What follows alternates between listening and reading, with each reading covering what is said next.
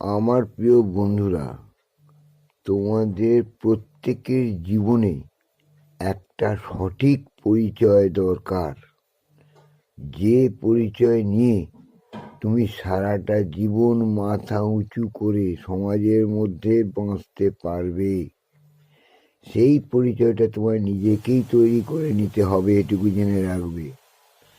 নইলে তোমার কোনো ব্যক্তিত্ব বা মূল্য এই সমাজে তুমি পাবে না। 100% সত্যি কথা এটা। দেখ, পরিচয় কীরকম? পরিচয় বলতে তুমি কি বোঝো আমি সম্পূর্ণটা খুলে বলে দিচ্ছি, শুনে নাও, বুঝে নাও এবং সেই অনুযায়ী নিজের পরিচয় তৈরি করো যদি সমাজে নিজেকে প্রতিষ্ঠা করতে চাও। শোনো, তুমি যখন জন্মালে এবং তুমি যখন একটু একটু করে বড় হচ্ছ, তখন তোমার একমাত্র পরিচয় তোমার পিতামাতা। অর্থাৎ সবাই তোমাকে বলবে এটা অমুকের ছেলে। এই পরিচয়টাই তোমার তখন থাকবে।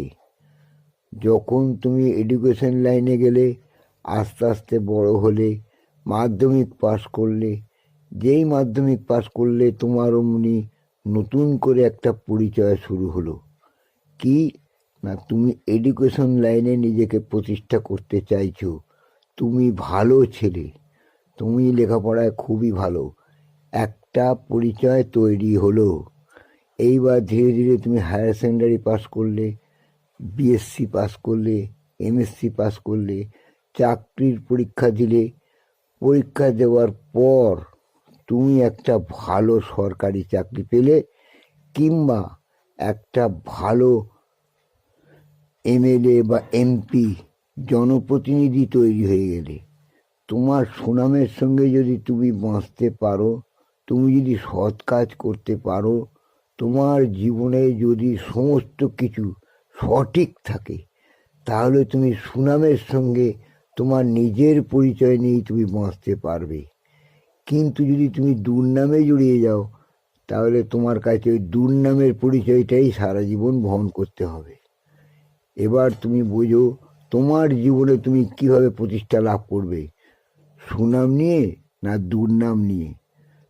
প্রত্যেকের জীবনের প্রতিষ্ঠা পায় তার পরিচয় নিয়ে। তুমি তোমার নিজের পরিচয়ে বড় হও, প্রতিষ্ঠা করো। শ্বশুরের পরিচয় যেন বড় হতে যেও না, বুঝলে? সেটা হচ্ছে সবচেয়ে বড় বাজে পরিচয়। নিজের পরিচয় বড়